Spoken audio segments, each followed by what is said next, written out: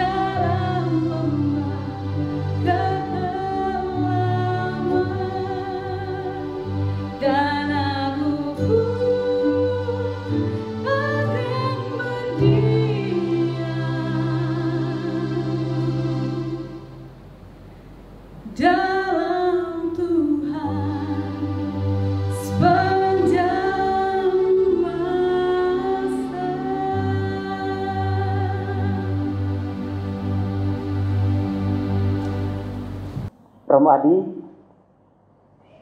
menarik sekali tema yang disodorkan kepada kita pada kesempatan ini, tanggung jawab pendidikan di dalam keluarga. Kira-kira tema ini mau mengajak para pasutri itu seperti apa? Saya persilakan Romo. Baik. Keluarga Katolik yang berbahagia, yang dikasihi oleh Tuhan, tema yang akan disampaikan kepada kita dalam katekese keluarga yang dibawakan oleh Yang Mulia Bapak Uskup bekerjasama dengan Komisi Keluarga Keuskupan Denpasar, yaitu tanggung jawab pendidikan dalam keluarga. Tema ini sangat menarik karena mengingatkan kita, khususnya keluarga-keluarga, untuk melihat kembali sejauh mana tanggung jawabnya dalam kaitan dengan pendidikan di tengah keluarga, khususnya pendidikan bagi anak-anak, baik itu pendidikan iman, moral, maupun pendidikan formal. Kalau kita kembali melihat tujuan perkawinan Katolik, ya salah satunya yaitu untuk kelahiran anak dan pendidikan anak. Di situ menjadi jelas bagaimana gereja menempatkan pendidikan sebagai suatu hal yang penting yang harus dilaksanakan oleh keluarga-keluarga. Pendidikan anak, baik itu pendidikan iman, pendidikan moral maupun formal, menjadi suatu tanggung jawab utama yang harus diemban atau dijalankan oleh keluarga-keluarga. Nah, melalui tema ini, keluarga-keluarga diingatkan kembali bahwa keluarga itu sendiri merupakan tempat pendidikan yang utama dan pertama. Anak-anak mulai dilatih untuk mengenal apa itu iman. Anak-anak mulai diajarkan tentang nilai-nilai moral. Bagaimana berterima kasih kepada orang, menghormati orang yang lebih tua, mau berbagi kepada sesama, yang dilatih mulai dari dalam keluarga itu sendiri. Dalam kaitan dengan pendidikan iman, anak-anak mulai dikenalkan dengan doa-doa harian, doa bersama dalam keluarga, ekaristi, dan juga doa-doa lainnya. Dalam kaitan dengan pendidikan formal, keluarga hendaknya mengusahakan supaya anak-anak itu mendapatkan pendidikan yang baik. Pendidikan formal ini dimulai dari dalam keluarga, misalnya anak-anak mulai dikenalkan dengan membaca. Anak-anak mulai dikenalkan dengan dunia pendidikan itu seperti apa, tujuannya untuk sekolah itu seperti apa. Dan yang paling penting lagi adalah bahwa orang tua memberikan suatu perhatian yang penting dengan memberikan anggaran untuk pendidikan anak, menyiapkan anggaran untuk pendidikan anak, supaya anak-anak itu bisa mengenyam pendidikan di sekolah yang baik. Pendidikan yang baik yang bisa menjamin kehidupan masa depannya. Dan di situ satu hal yang perlu disadari oleh para orang tua atau keluarga, bahwa investasi yang paling besar yang mesti mereka tanamkan dalam diri anak yang bisa menjamin seluruh kehidupannya adalah melalui pendidikan. Berarti orang tua punya peran dalam hal ini, pasangan suami istri dong ya, punya peran yang sangat penting dalam mendampingi atau mendidik anak-anak ini. Ya. Ya. Baik, menarik sekali apa yang dikatakan oleh Romo tadi, peran dan tanggung jawab. Dan Romo tadi mengatakan bahwa tanggung jawab dan keteladanan dari Bapak dan Ibu. Nah, kira-kira lalu atau bagaimana pengalaman Bapak Ibu, Pak Wisnu dan Ibu Mulyati dalam mendampingi dan mendidik anak-anak? Saya persilakan Pak Wisnu. Terima kasih Pak Lorenz. Berbicara tentang peran dan tanggung jawab orang tua dalam pendidikan, terutama pendidikan iman anak, saya harus mulai dari diri saya sendiri. Bagaimana saya merasakan dan melihat orang tua saya, terutama ayah dan ibu saya, mendidik saya dalam soal ini. Yang saya senang dari ayah saya, jadi setiap pagi dan ibu saya, kalau itu dulu kan misa harian, sepertinya tidak seperti menjadi kebutuhan sekarang. Kalau dulu kan minimal hari Minggu harus ke gereja, maka pas dibangunkan, walaupun saya saat itu belum sekolah, tapi harus ke gereja. Maka dari itu kami harus bangun pagi dan ke gereja. Inilah tuntunan dari orang tua saya sampai saya menginjak ke bangku sekolah. Di bangku sekolah juga sama. Apalagi setelah kami mulai sambut baru, kami mempunyai terutama mempunyai kerinduan yang sangat besar untuk bisa menjadi pelayan atau misdinar atau ajuda zaman itu di gereja. Setiap hari Minggu akan ditulis siapa bertugas hari Senin dan seterusnya. Dan kami juga melihat dalam daftar itu ada nama saya senang masih akan bertugas misa harian. Ini yang saya lihat juga waktu itu, kemudian juga pengalaman dari kakak-kakak saya, juga para guru dan sebagainya. Lingkungan saya juga sangat membekas dalam diri saya. Nah, kemudian setiap hari raya, baik itu Natal, Paskah dan sebagainya, juga ibu saya selalu menyiapkan jenis makanan yang disiapkan di atas meja, baik itu makanan olahan, jajan dan sebagainya, yang merupakan persembahan pada Tuhan atas karunia yang diberikan. Nah, setelah kami datang di gereja, kami berkumpul dengan kakak-kakak sebagainya. Ayah saya mengambil suci dan memerciki penganan itu, kemudian memerciki kami semua, dan ayah saya mengangkat doa. Doanya dalam bahasa Bali yang sampai sekarang saya masih ingat, di mana dia mengundang para leluhur untuk bersama-sama untuk berdoa kepada Tuhan, mempersembahkan apa yang telah diberikan oleh Tuhan kepada kami. Doa inilah yang dilakukan oleh orang tua kami, inilah yang membekas dalam diri saya, sehingga saya mempunyai suatu tekad, kelak hal ini akan kami tularkan juga kepada di antara anak-anak kami. Dan inilah yang kami lakukan kepada anak-anak kami, biarpun seperti saya belum dia sekolah, kami ajak dia ke sekolah, ke gereja. Gereja kami itu dulu di gereja Kepundung, dari Satu Yosef dan Pasar. Jadi kami ajak ke gereja, demikian juga seterusnya, adik-adiknya, kakaknya.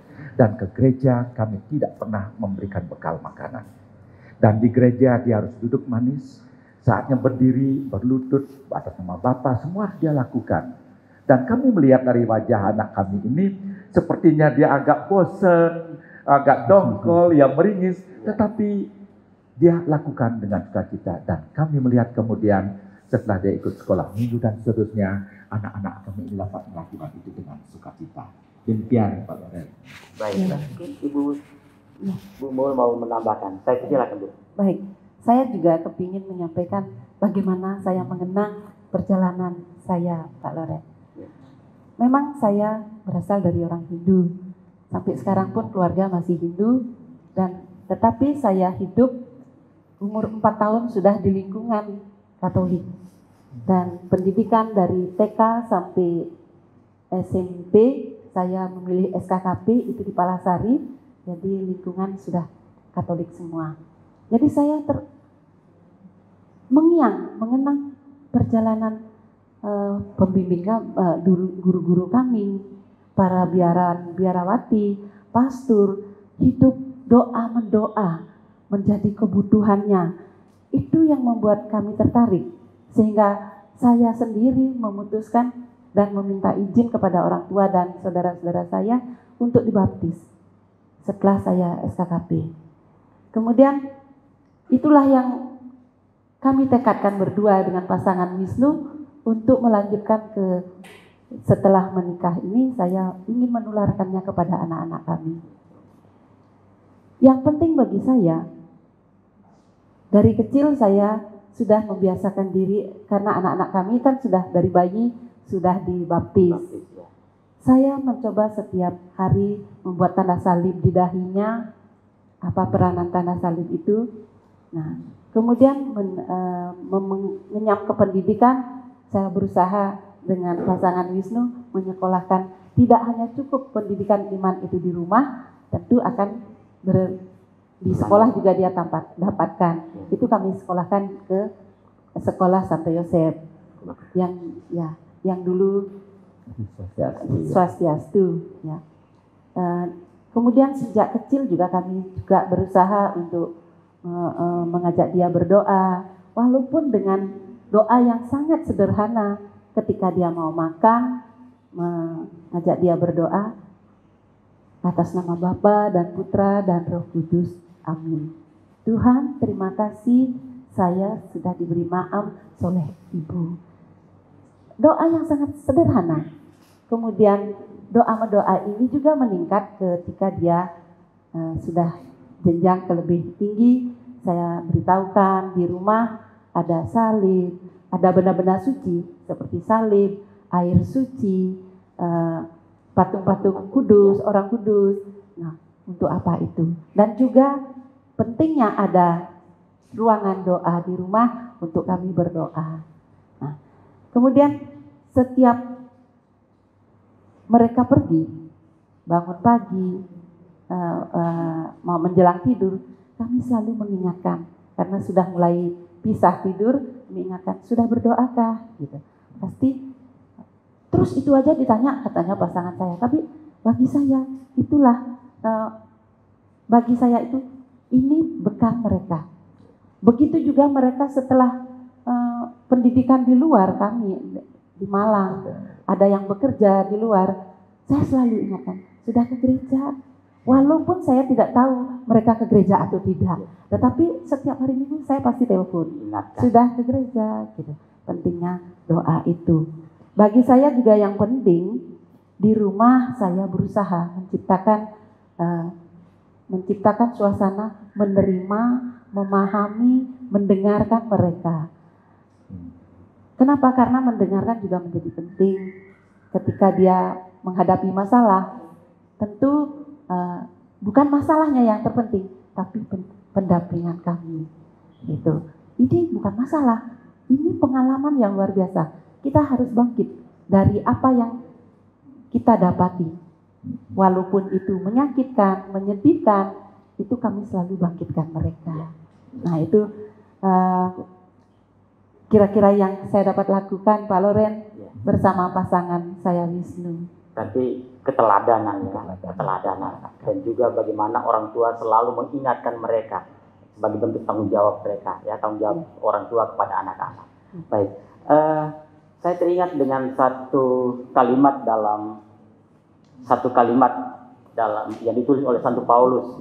Dia katakan begini, hai istri, tunduklah kepada suami. Hai suami, kasihilah istrimu. Kemudian, hai anak-anak, taatilah orang tuamu dalam segala hal, karena itulah yang indah di dalam Tuhan. Bapak-bapak, janganlah sakiti hati anakmu, supaya jangan tawar hatinya. Baik. Dari kalimat Santo Paulus ini, atau kalimat Santo Paulus ini, apa yang mau dilakukan atau diwujudkan di dalam kehidupan keluarga? Soal tunduk, soal hormat menghormati anak dan orang tua dan anak dan sebagainya. Mungkin ada pengalaman, silakan. Baik, terima kasih Pak Loren. Sebenarnya kalau kami pikir anak-anak ini pasti memerlukan seorang dewasa untuk menjadikan figur atau model. Dan figur dan model itu adalah orang tuanya sendiri di rumah. Jadi apa yang kami lakukan sebagai orang tua pasti akan direkam juga oleh anak-anak. Dan yang menguatkan kami sebenarnya, kami merasa diistimewakan oleh Tuhan, kami dipanggil untuk hidup berpasangan dengan pasangan saya melihat di sini. Tentu Tuhan dengan memanggil ini, kami pasti akan digenapi dengan berbagai berkat. Dan kami coba lakukan itu dengan sepenuh hati. Kemudian kami juga melihat bahwa sakramen perkawinan itu juga bagaimana kita harus menghadirkan Kristus dalam hidup perkawinan kami, sehingga bisa dilihat juga oleh anak-anak. Maka dari itu anak-anak melihat bagaimana kalau kami menghadapi masalah dengan pasangan, jadi anak saya juga melihat bagaimana kami saling memberikan pengampunan satu sama lain. Karena jujur mengatakan kalau kami salah, kami minta maaf. Juga perhatian dari pasangan untuk diri kami juga luar biasa. Bukan hanya soal yang besar-besar, saya kecil-kecil saja. Rambut saya boleh habis kalau melihat kita kan, ini ada katanya baik untuk ini. Dibuatkan kamilah minyak dari minyak kemiri, macam-macam. Kami mau saja dicintai dan mencintai, itu menjadi kebutuhan kami. Dan ini dilihat oleh anak-anak sehingga dia menaruhkan rasa hormat pada orang tuanya. Orang tua saja bisa begitu, bisa terbuka, bisa saling memaafkan satu sama lain. Mengapa saya tidak? Nah inilah yang tumbuh di dalam keluarga kecil kami. Jadi tidak hanya dari orang tua yang mengatakan, saya orang tua harus dihormati. Ya, bukan. Betul. Ya. Tetapi ditunjukkan lewat sikap dan teladan. Tapi Pak Loren, saya juga mempunyai hambatan yang luar biasa. Ya. Karena dulu kami adalah orang yang sangat keras. Mendidik anak sepertinya tidak boleh salah. Dia harus benar terus, harus tidak ini macam-macam dan sebagainya. Dan saya keras kadang-kadang menempeleng dan sebagainya. Tetapi saya setelah mengikuti satu retret, di sana saya disadarkan sebagai orang tua, dia anak yang harus saya didik dengan cinta kasih sayang. Dan sejak itu, kalau saya pikir, belum pernah saya melihat orang tua meminta maaf pada anaknya. Saya setelah retret, saya dengan Mulyati mengumpulkan 3 anak saya dan saya minta maaf, mendidiknya secara keras. Di sanalah anak-anak melihat orang tuaku bisa meminta maaf dan kami berubah banyak sekali untuk hal ini. Terima kasih Pak Loren. Jadi dengan sikap dan teladan Pak ya, tidak hanya kata-kata. Baik, mungkin Ibu Mul mau menambahkan, saya silakan. Ya, memang sebagai pasangan suami istri perjalanan kami cukup panjang ya, sudah menginjak 42 tahun. Tentu dengan suka duka, sakit, kecewa, semua bercampur aduk Pak Loren. Karena apapun resikonya, saya bertekad berjuang sama Wisnu, apa yang harus saya lakukan. Jadi dengan pengalaman itulah saya melihat, oh begini. Pengalaman itu yang menjadikan kami luar biasa. Saya mau ambil risiko, apapun risikonya, dibenci, dijauhkan. Masih banyak dari keluarga besar kami yang seperti itu, tapi saya tetap jalan. Semakin ke depan, kami mendapat justru dari keluarga-keluarga ini, oh begitu toh maksudnya, setelah perjalanan yang sekian panjang. Mereka baru menyadari bahwa kami berjuang untuk membawa keluarga ini dengan kepenuhan kasih Tuhan. Itu saja. Boleh ditambahkan Pak Loren ya. Anak saya yang perempuan ini setelah tamat SMP K1 Yosef, itu langsung kami bawa ke Malang, SMA AK di Malang. Kemudian dia harus di asrama. Ini pun dengan korban luar biasa. Kami harus menangis dengan anak kami yang masih kecil harus ke sana. Tapi demi pendidikan dan masa depan anak kami lakukan. Dan kenyataannya anak kami secara sungguh-sungguh tangguh dan mandiri luar biasa setelah berkeluarga. Ini yang kami tanamkan pada anak. Menjadi darah Keluarga Katolik yang berbahagia, berikut ini saya ajak kita semua untuk bertemu dengan sebuah keluarga sederhana, tetapi mempunyai atau memiliki nilai hidup keteladanan yang sangat luar biasa. Dan saya akan mengajak kita untuk berkunjung ke salah satu keluarga di salah satu paroki di Keuskupan Denpasar, yaitu Paroki Tritunggal Maha Kudus Tuke. Keluarga Katolik se-Indonesia yang saya kasihi, seperti yang saya katakan tadi bahwa saat ini kami sudah berada di keluarga Bapak Agustinus I. Nyomandiase dan Ibu Justina Niluh Yuliadi. Keluarga Pak Nyomandiase dan Ibu Niluh Yuliati ini sebuah keluarga yang sederhana tetapi mempunyai cara hidup yang luar biasa. Luar biasanya ada di mana? Bahwa luar biasanya itu adalah bahwa pendidikan itu menjadi hal yang utama bagi keluarga ini. Karena itu pada kesempatan ini saya mengajak kita semua untuk mendengarkan sharing pengalaman dari mereka. Tapi sebelumnya bahwa keluarga Pak Nyomandiase dan Ibu Niluh Yuliati itu berada di paroki atau tinggal di Paroki Tritunggal Maha Kudus Tuke. Paroki ini oleh Keuskupan Denpasar, seluruh Keuskupan Denpasar menjuluki sebagai Betlehemnya Bali. Karena cikal bakal umat Katolik di Bali itu muncul dari paroki ini atau lahir dari paroki ini. Baik, saya mau bertanya ke Pak Nyoman dulu. Pak, tugas kerjaan tiap hari itu selama ini sebagai apa? Selama ini, selama masa COVID saya libur Pak. Karena saya di pariwisata. Dan seperti Pak ketahui semasa COVID ini tidak ada turis ke Bali, jadi saya betul-betul kehilangan pekerjaan dan diam di rumah saja. Dulu waktu masih banyak turis, saya ngantar turis keliling sebagai tour guide. Ya. Baik. Kalau Ibu? Terima kasih. Tugas Ibu ya. Tugas saya hanya masa-masa anak kecil masih kecil, saya hanya sebagai ibu rumah tangga, mendampingi anak-anak. Kemudian Bapak melihat daripada saya sambil di rumah ngomong anak, Bapak bikin bangunan di depan untuk buka kios sedikit, jaga warung. Ya saja pekerjaan saya. Ya. Baik, baik Bapak, Pak Nyoman dan Ibu, bagaimana cara Bapak Ibu untuk mendampingi atau mendidik anak-anak? Sehingga tadi saya katakan bahwa yang saya lihat anak pertama sudah jadi romo, yang kedua sudah selesai S2, kemudian yang ketiga akan selesai. Kira-kira bagaimana caranya, Pak? Sebetulnya Pak Loren, itu semua berangkat dari trauma masa kecil saya, Pak. Ya, waktu kecil saya berasal dari keluarga tidak mampu, tidak bisa sekolah, orang tua juga cuma buruh tani. Lalu kakak-kakak saya juga tamat SD langsung disuruh berhenti sekolah membantu orang tua. Saya juga berpikir, saya tidak mungkin lepas dari itu juga, saya pasti akan disuruh berhenti sekolah dan membantu orang tua. Lalu saya mendaftar ke seminari juga dan mengatakan ke Romo Mariatmo waktu itu bahwa saya ingin menjadi anak terdidik, pintar, sekolah di seminari. Dan Romo Mariatmo menanyakan, kamu tidak ingin jadi pastor apa masuk seminari? Saya hanya cengar-cengir waktu itu karena baru tamat SD, Pak, jadi belum punya motivasi yang jelas.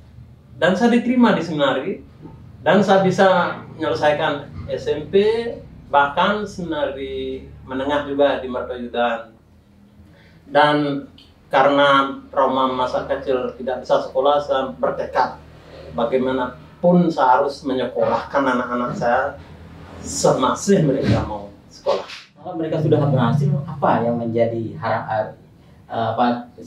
masa-masa seperti ini? Apa yang menjadi harapan Bapak Ibu? Kalau dikatakan berhasil, saya kira belum, Pak Loren. Walaupun sudah sebagai pastor, imam muda, kami masih harus terus mendoakan. Jadi bukan selesai di sana. Juga yang nomor 3 yang sedang masih studi S2 di Gajah Mada, untungnya mau dibantu oleh yang nomor 2 yang sudah bekerja. Jadi estafet saling membantu itu. Ya. Karena menurut saya pendidikan itu penting, Pak Loren. Pendidikan ibarat petak sawah yang kita wariskan ke anak-anak. Semakin tinggi pendidikan, semakin luas tanah yang kita wariskan.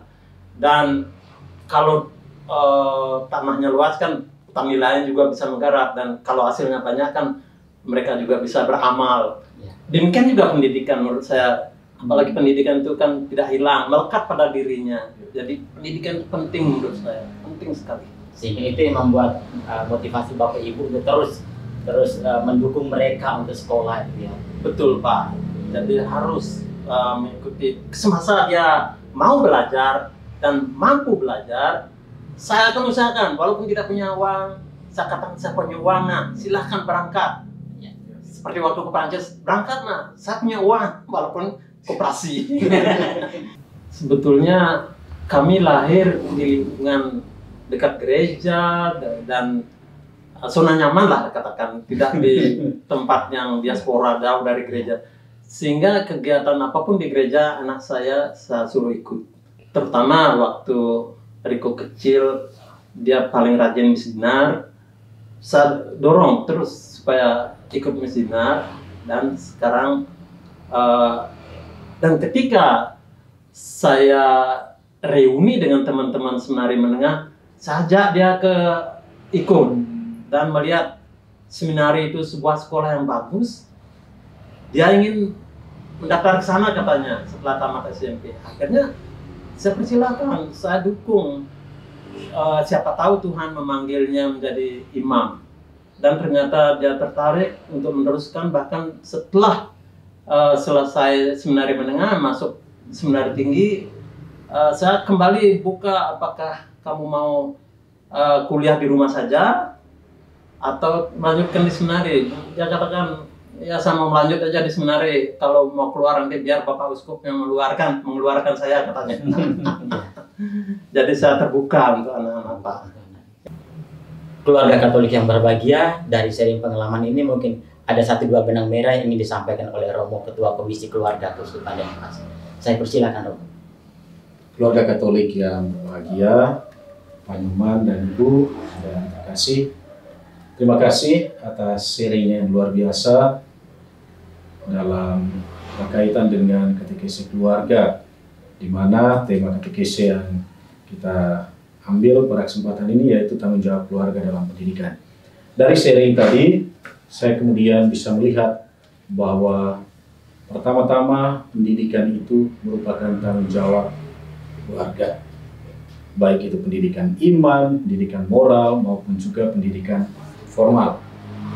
Dan dari keluarga ini kita belajar bahwa sebagai orang tua yang memiliki anak-anak, mereka benar-benar teguh pada tanggung jawab ini.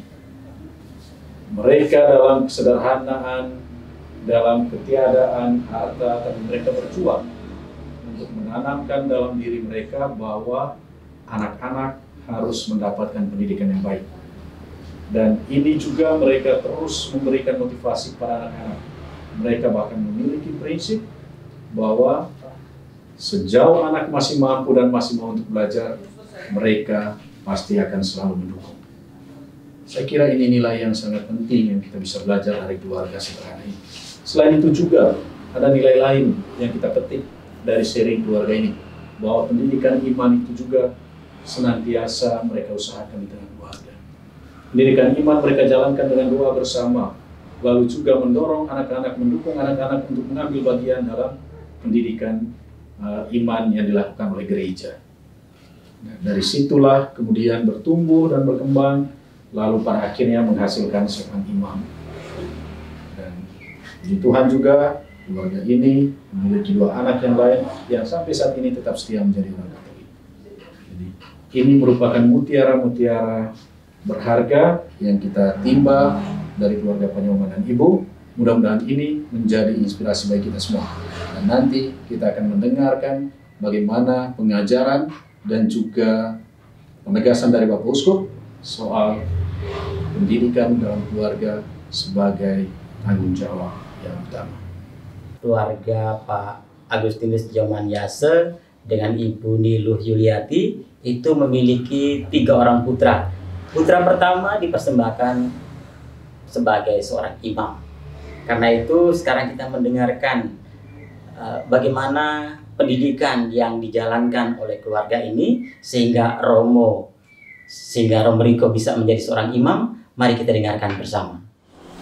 Selamat siang menjelang sore, saya Romo Riko, lengkapnya Benediktus Iwayan Riko Yusadi. Saya ditahbiskan tanggal 25 November 2018. Jadi sekarang sedikit lagi akan sampai tahun yang kedua. Jadi sebagai pastor saya masih disebut sebagai pastor balita, bawah 5 tahun.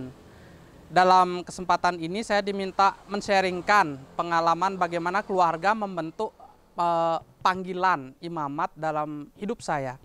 Bagi saya keluarga adalah aspek yang sangat penting dalam mengenal panggilan imamat, karena dalam keluargalah saya mengenal apa itu menjadi imamat melalui keluarga. Suatu kali orang tua saya juga pernah memperkenalkan seminari itu. Seminari itu seperti apa? Kebetulan rumah kami itu dekat dengan seminari, sehingga saya ketika bermain itu sering sekali melihat anak seminari, mendengar bagaimana mereka hidup. Dari situ saya mulai berpikir sebenarnya awalnya itu seminari itu sangat sulit, ya, sulit sekali menjalani hidup sebagai seorang seminaris, ya, tinggal di asrama, makan seperti itu dengan keterbatasan segalanya. Sehingga pada waktu kecil saya sebenarnya tidak mau masuk seminari dan saya takut, sebenarnya ada rasa takut.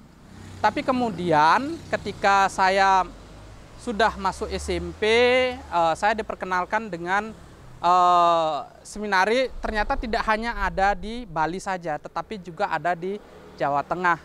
Nah, di situ saya akhirnya mengenal seminari Mertoyudan, dan kemudian akhir SMP itu saya diajak oleh Bapak untuk mengenal seminari ini, ya, dengan pergi ke sana, dan akhirnya saya ingin masuk di seminari itu. Awalnya bukan untuk menjadi pastor, tetapi untuk belajar mandiri, karena dari dalam keluarga itu rupanya saya masuk ke dalam wilayah nyaman, ya. Apa tersedia di rumah dan ini itu semua ada. Tetapi kemudian saya mengenal seminari, saya tergerak untuk masuk seminari untuk menjadi pribadi yang mandiri. Pertama, saya memilih tempat yang jauh karena di sana saya berpikir saya akan lebih terbentuk, tertantang. Kalau di sini kan saya bisa datang pulang kapan saja, tetapi dengan memilih tempat yang jauh, saya bisa kembali hanya ketika waktu liburan. Nah, perlahan-lahan dari situlah saya akhirnya terbentuk dari mengenal sejarah hidup, dituntun untuk mengenal siapa keluarga saya, dan akhirnya mensyukuri semuanya itu, baru kemudian bisa akhirnya saya mengatakan, iya, saya mau menjadi seorang imam. Dan juga tentunya melihat kondisi situasi di Keuskupan Denpasar ini dengan keterbatasan imam dan seterusnya, dalam keluarga membutuhkan imam. Dan inilah yang kemudian membentuk saya, menggerakkan hati saya untuk memilih Keuskupan Denpasar sebagai tempat saya mengabdikan diri sebagai seorang imam. Dan syukur kepada Tuhan yang selalu membimbing, juga melalui keluarga yang selalu menguatkan, ya. Kalau mereka kebetulan rumah di sini dekat-dekat dengan keluarga, dan kami boleh selalu berkunjung satu sama lain, ya, menanyakan kabar. Tetapi dari situ ada rasa, ya, rasa memiliki, rasa untuk meneguhkan pengharapan dari gereja yang juga bagi saya sangat meneguhkan untuk menjalani imamat dan panggilan sampai hari ini. Mungkin itu yang bisa saya sharingkan, bahwa keluarga itu sangat berarti untuk meneguhkan dan menguatkan di dalam menjalani panggilan imamat. Keluarga-keluarga Katolik di gereja lokal Keuskupan Denpasar dan dimanapun kalian berada yang saya kasihi. Kita semua tahu bahwa saat ini kita masih dalam suasana keprihatinan karena pandemi wabah virus corona COVID-19. Wabah ini membuat kita hidup dalam kecemasan, kekhawatiran, bahkan ketakutan. Namun satu hal yang perlu kita sadari, kita tidak boleh kehilangan harapan. Kehidupan harus berjalan terus, maka kita harus mampu berdamai dengan COVID-19 melalui penyelesaian pola hidup di era new normal dengan mengikuti protokol kesehatan demi menciptakan masyarakat yang produktif dan sehat di tengah pandemi ini. Pandemi COVID-19 juga mempengaruhi gaya berpastoral dalam gereja Katolik. Salah satunya dijalankan secara virtual, termasuk kegiatan pendampingan keluarga yang dilakukan oleh Komisi Keluarga KWI yang bekerja sama dengan Komisi Keluarga Keuskupan Denpasar. Kegiatan ini sangat positif karena keluarga adalah sel masyarakat dan gereja. Bila keluarga sehat, maka negara dan gereja akan sehat pula. Terkait tema pendidikan iman anak dalam keluarga, saya memandang hal ini sangat penting. Kita menyadari bahwa persoalan yang dihadapi keluarga-keluarga Katolik di era modern ini kian kompleks, termasuk tantangan pendidikan iman anak-anak di tengah keluarga. Anak-anak kita di zaman ini hidup di era globalisasi yang menawarkan berbagai kemudahan dan kenikmatan. Akibatnya anak-anak menjadi malas dan daya juangnya menjadi lemah. Banyak orang tua mengeluh karena anak-anaknya memiliki ketergantungan yang tinggi dengan gadget atau handphone. Gempuran modernisasi apabila tidak disikapi dengan baik dan bijaksana, maka kita, keluarga-keluarga, khususnya anak-anak, akan mudah jatuh dalam kehancuran.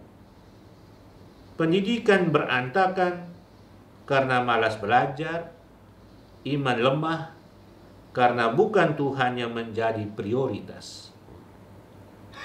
Melihat situasi yang kurang bersahabat ini, maka para orang tua harus menyadari tugas dan tanggung jawabnya sebagai pendidik iman anak-anak di tengah keluarga. Perkawinan Katolik terikat dengan tanggung jawab mendidik anak secara Katolik. Orang tua adalah pendidik yang pertama dan terutama bagi anak-anaknya. Keluarga adalah seminari pertama, tempat nilai-nilai iman kekatolikan ditanamkan. Masa kanak-kanak merupakan usia emas untuk menanamkan nilai-nilai kehidupan dan iman Katolik sebagai bekal untuk menapaki masa depan kehidupan mereka. Jangan sia-siakan kesempatan emas ini. Orang tua tidak boleh lalai dan mengabaikan tugas pokok dan mulia ini. Karena orang tua telah menyalurkan kehidupan kepada anak-anak, maka orang tua terikat kewajiban amat serius untuk mendidik anak-anak. Dalam hal ini, orang tualah yang harus diakui sebagai pendidik yang pertama dan terutama bagi anak-anak mereka.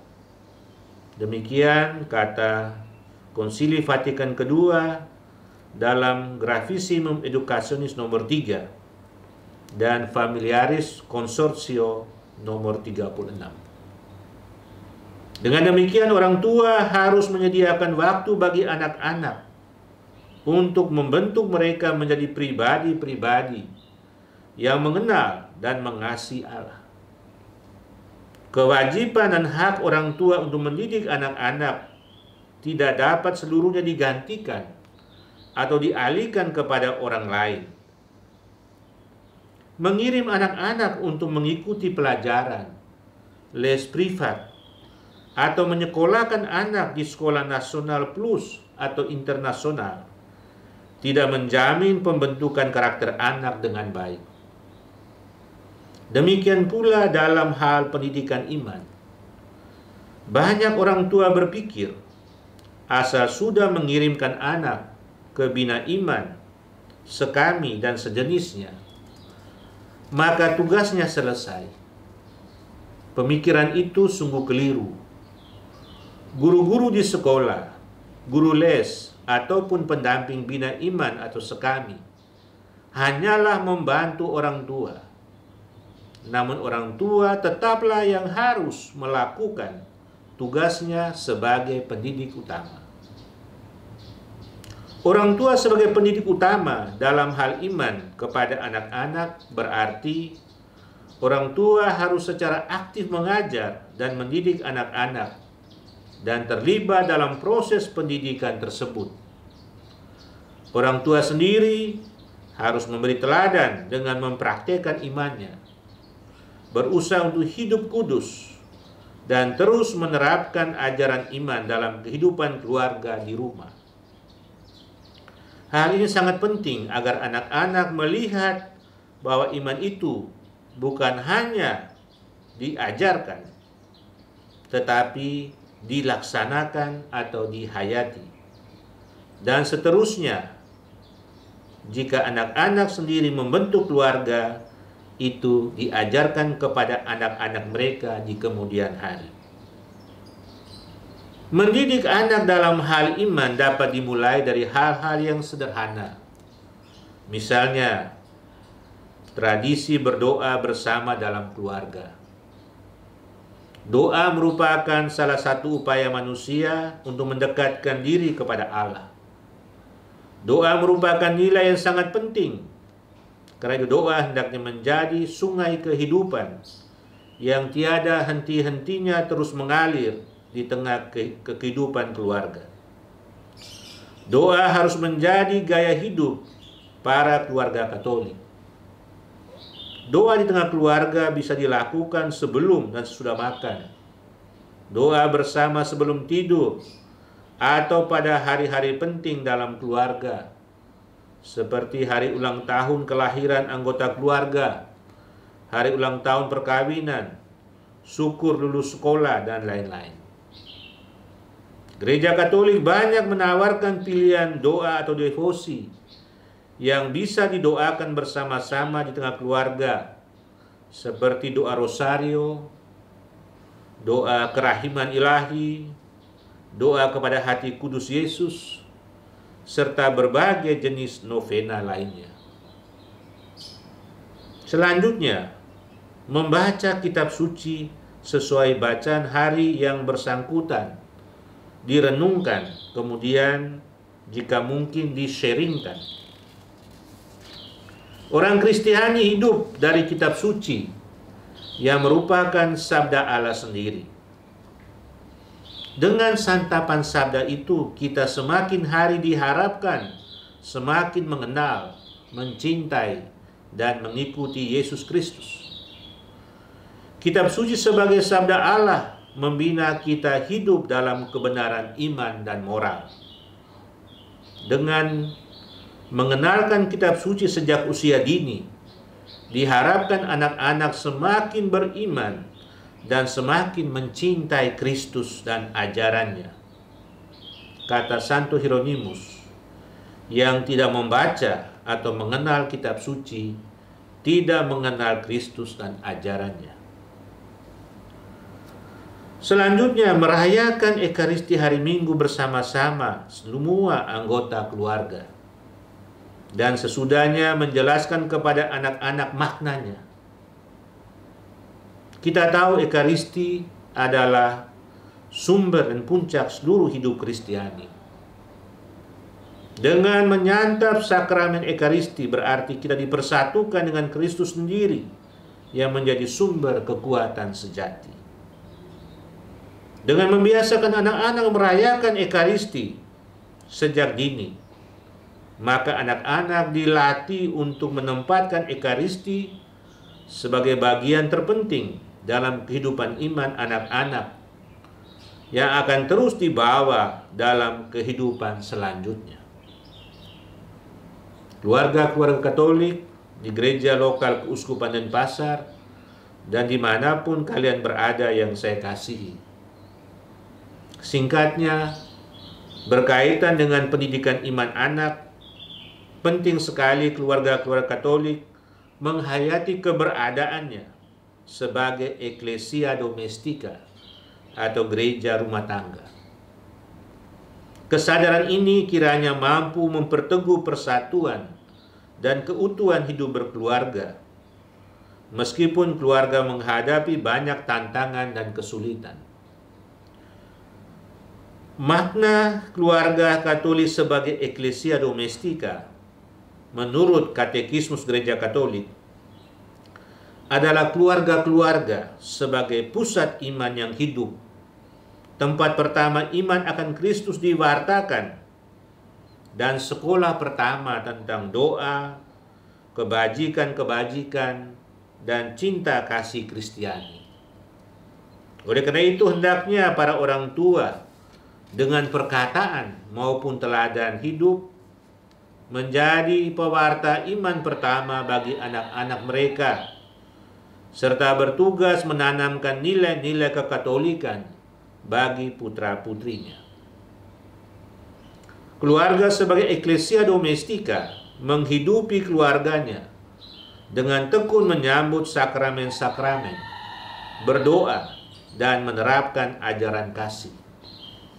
Dengan demikian, keluarga-keluarga Katolik menjadi sekolah kehidupan Kristen pertama yang di dalamnya para anggotanya belajar tentang ketabahan dan kegembiraan dalam pekerjaan, cinta saudara sekandung, pengampunan dengan jiwa besar, pengabdian dan penyerahan diri secara total kepada Allah. Keluarga sebagai Ecclesia Domestica merupakan tempat yang kudus, karena Allah sendiri hadir di tengah keluarga melalui doa-doa, serta firman Tuhan yang digumuli di tengah keluarga.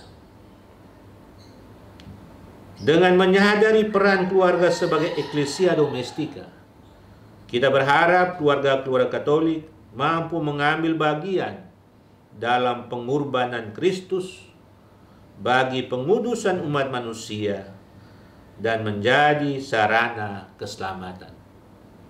Tuhan memberkati kita. Amin.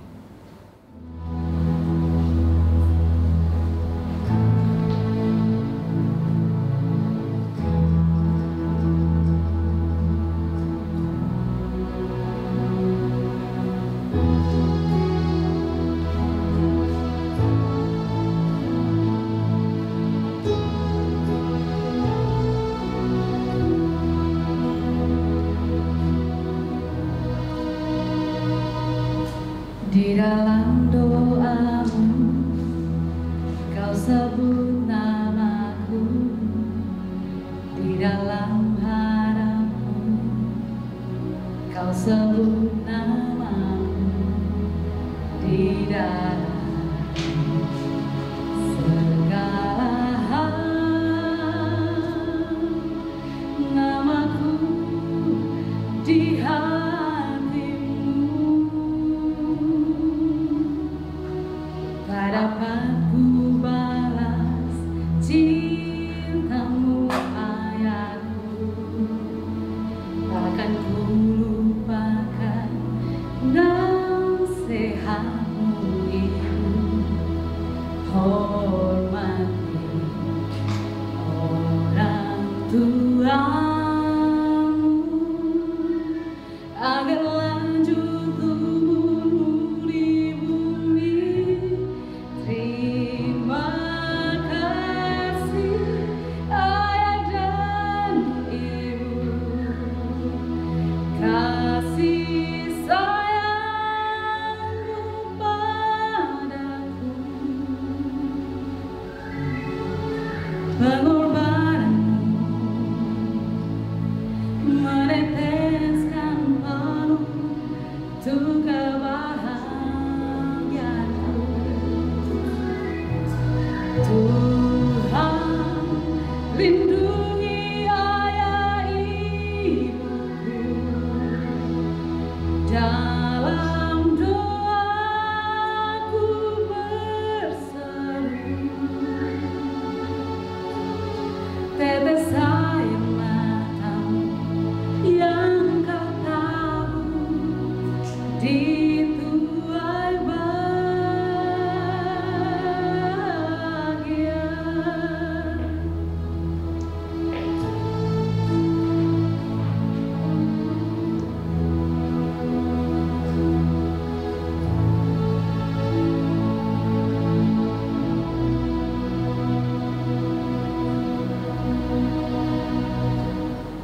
Tak dapat ku balas cintamu ayahku, takkan ku lupakan nasihatmu itu. Hormati orang tuamu agar lanjut umurmu di bumi. Terima kasih ayah dan ibu, kasih sayangmu padaku, pengorbananmu meneteskan peluh untuk kebahagiaanku. Tuhan, lindungi ayah ibuku, dalam doaku berseru. Tetes air matamu yang kau tabur di tuai bahagia.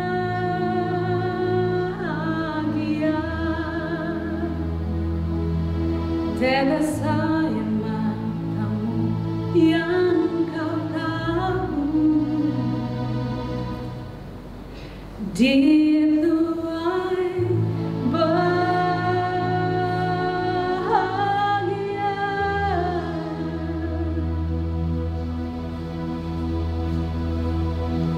Keluarga Katolik yang dikasihi Tuhan, kita sudah mengikuti persembahan dari Keuskupan Denpasar dengan tema tanggung jawab pendidikan di dalam keluarga.